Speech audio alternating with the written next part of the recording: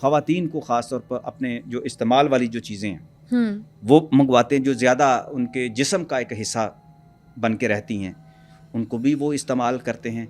बाकी ये है कि करने को तो वो अंडों के ऊपर भी करते हैं, अंडे भी करते हैं। दूसरा ये है कि मीठे के ऊपर भी बहुत ज़्यादा जादू किया जाता है।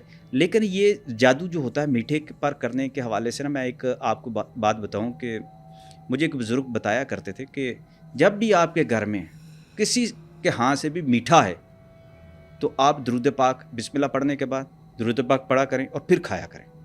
आपको नहीं पता आपका सज्जन कौन है, आपको नहीं पता उसकी नीयत क्या है, लेकिन आप अपने तौर पे जो है ना इसको जो है ना इख्तियार करना चाहिए।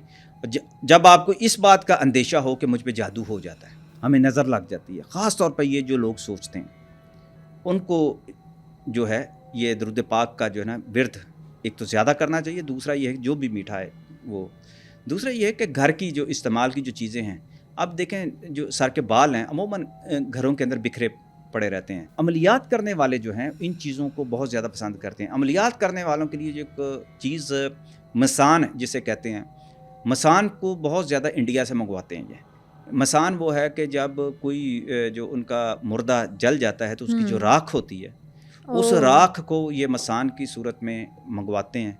जो काला इल्म करने वाले हैं वो इसको इस्तेमाल करते हैं, उस पर कुछ करते हैं जो भी ये, और उसके ऊपर जब वो अमल करते हैं तो उस पर जो उल्लू का खून आप इस्तेमाल करते हैं, कौवे का, चील का, ऊँट की हड्डी का, और इस तरह के और बहुत सारे जानवर ऐसे हैं कि जिनके पर वो अमल करते हैं।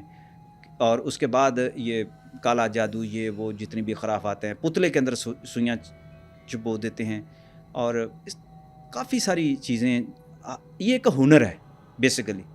उस हुनर के अंदर जब आप पूरा कोई भी इसका चिल्ले काट लेता है या जिस तरीके से भी कर गुजरता है, वो फिर इसकी प्रैक्टिस से दूसरों के लिए परेशानी का बायस बनता है। ये पुतले पर जो सुइयाँ चुभोना और ये जो बात आपने अभी की है, ये ना अक्सर हम सुनते हैं कि कब्रों में ये दबा देते हैं, और कब्रिस्तान में हम ये भी सुनते हैं कि रात को रूहें नज़र आती हैं। इन दोनों बातों पर क्या राय है आपकी? बदरू ज़्यादा इसके लिए लफ्ज़ जो है वो इस्तेमाल किया जाता है कि भटकी हुई ऐसी जो किसी भी इंसान की या जिन की या जो भी आप कह लें, आपको क्या पता कि वो कौन है। आपके कोई एक अपनी शक्ल बदल के कोई भी आ जाता है कि वो आपको आके बताएगा कि मैं फ़लाँ हूँ, तो आपको क्या पता, आपने जो सुना आपने तो उसी पे यकीन रखना है ना। तो इसके पीछे ये है कि इंसानों की जो भटकी हुई जो रूहें हैं वो तो इस्लाम में कोई तस्वर नहीं है, मैंने जो चीज़ समझता हूँ। दूसरी ये है कि ये जिन्नात की अपनी ही शक्लें हैं जो अगर कब्रिस्तान में आपको नज़र आती हैं, लेकिन ये हर बंदे को नहीं होता। जो जिस काम का माहिर हो उसे ही पता होता है। जैसे आप जानवरों के अंदर एक ख़ास जानवर है कुत्ता जिसे कहते हैं, डॉग, और उसको सबसे पहले पता चल जाता है कि इस जगह पे जिन्नात मौजूद हैं। वो उनको देख लेता है और भौंकना शुरू कर देता है, खौफज़दा हो जाता है। जो जिन्नात और बदरूहों को देखने वाले जो लोग हैं उनकी हिस्सियात ऐसी होती हैं, उनका ऑरा इतना मजबूत होता है, उनका अपना हमजाद इतना मजबूत होता है, और वो ख़ुद इस तरफ निकल आते हैं कि वो मैग्नेटिक जो उनके जो सोर्स हैं वो ख़ुद उनको बता देते हैं कि ये चीज़ यहाँ पर ऐसी है। और जिन्नात जो है एक टहनी के ऊपर हज़ारों की तादाद में भी जिन्नात रह सकते हैं। और इसका सबूत अब आप पूछेंगे कि एक टहनी के ऊपर इतने जिन्नात कैसे रह सकते हैं, सारा कुछ, क्योंकि वो हमें तो नज़र नहीं आते। यही तो निज़ाम कुदरत है, यही तो इंसान को हैरत में मुब्तला करने वाली एक वो दुनिया है कि इंसान इस पर गौर नहीं कर पा रहा कि इंसान ख़ुद एक हैरत का मजमूआ है, इंसान ख़ुद हैरतों में डूबा हुआ है। आप या मैं, कोई भी यहाँ पे जितने भी, जैसे हाशिम साहब हैं, जितने भी लोग हैं, क्या आपको मालूम है कि हर इंसान के अंदर तकरीबन खरबों सेल्स मौजूद हैं उसके? ये तो 38 खरब साइंस मानती है। चलें साइंस की बात कर लेते हैं, फिर जिन्नात को इसमें से तलाश करते हैं।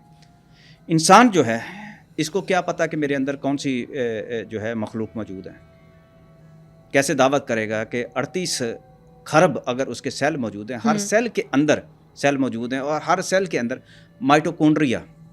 माइटोकॉन्ड्रिया जो है वो सेल्स के अंदर वो चीज़ मौजूद है, वो कुव्वत मौजूद है, वो हरारकी मौजूद है जिसकी वजह से सेल के अंदर एक ज़िंदगी मौजूद होती है। और सेल के अंदर جو ہے وہ زندہ، جس کا مائٹوکونڈریا مر جاتا ہے اس کا سیل وہاں سے ڈیڈ ہو جاتے ہیں. جب سیل ڈیڈ ہو جاتے ہیں تو انسان کو کون کون سی بیماری نہیں لگتی. یعنی کہ ایک ڈیڈ ہونے کا جو عمل ہے وہ انسان کے اعضاء میں سے، اس کے سیل میں سے کچھ ڈیڈ ہو جاتا ہے تو انسان کے اندر بیماریاں پیدا ہوتی ہیں. تو کچھ چیز ڈیڈ ہوئی ہے تو بیماری پیدا ہوئی ہے نا، بڑی کرونک قسم کی بیماری ہوئی. ایسے ہی ہے نا، اس کا مطلب پہلے وہ زندہ تھی. تو انسان کے اندر کھربوں ایسی مخلوق موجود ہیں جس پر سائنس ابھی تک لگی ہوئی ہے کہ انسان جو ہے اس کے اندر کھربوں جو مخلوقات ہیں وہ زندہ ہیں. جب ہم بسم اللہ الرحمن الرحیم پڑھتے ہیں یہ پورے جسم کے اندر وہ ارتعاش پیدا ہوتا ہے.